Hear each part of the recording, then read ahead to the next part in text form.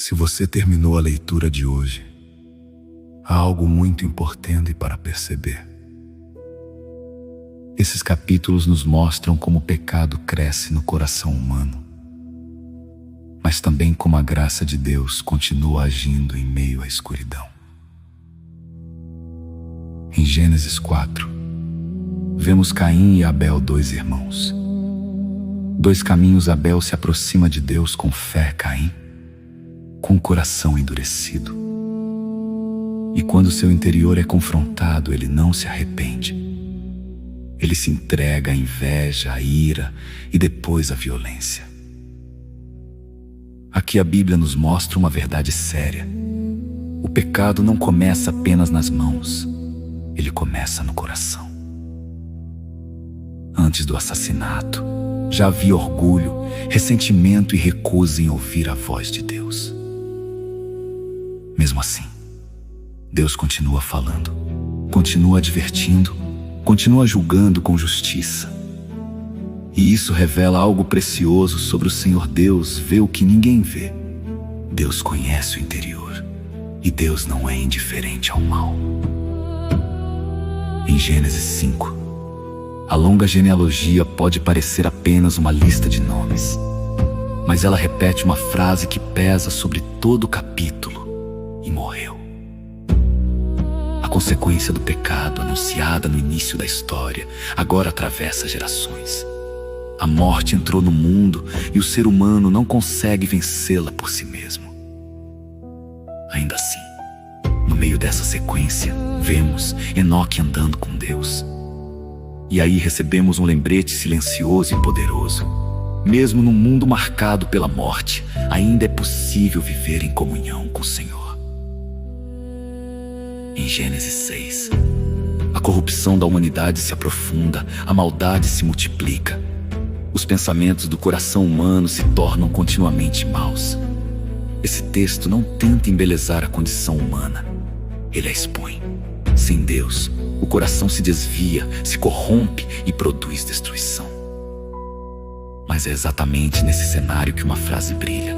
Noé achou graça aos olhos do Senhor. A esperança da história não está na bondade do homem, está na graça de Deus. Em Gênesis 7, o juízo chega com as águas do dilúvio. Deus é paciente, mas sua justiça não falha. O mal não ficará para sempre sem resposta. Isso é solene e também necessário, porque um Deus que nunca julga o mal não seria santo. Mas no meio do juízo, Deus preserva Noé, sua família e aquilo que ele decidiu guardar. O mesmo Deus que fecha a porta da arca também é o Deus que salva. E então, Salmos 2 amplia nossa visão. Os povos se levantam, os reis resistem, as nações se rebelam contra o governo de Deus. Mas o Senhor permanece entronizado, ele não perde o controle, ele não reage com medo. Deus reina, e o seu rei será estabelecido.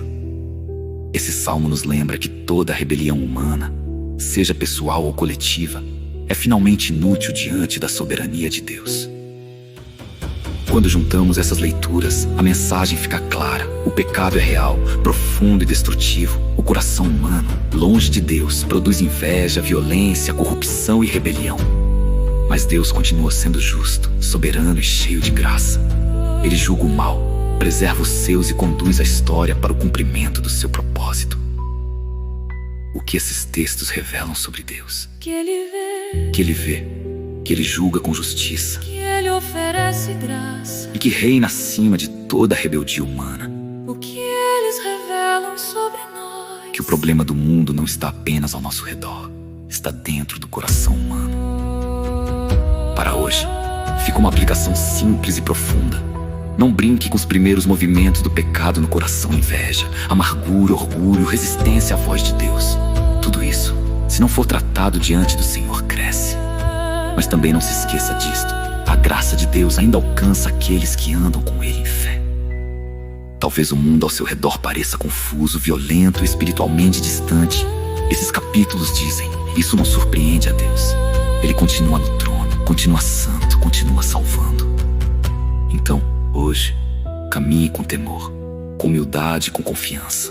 O pecado se espalha rápido, mas a fidelidade de Deus permanece firme. E no fim, não será a rebelião humana que definirá a história, será o governo do Senhor. E bem-aventurados são todos os que nele se refugiam.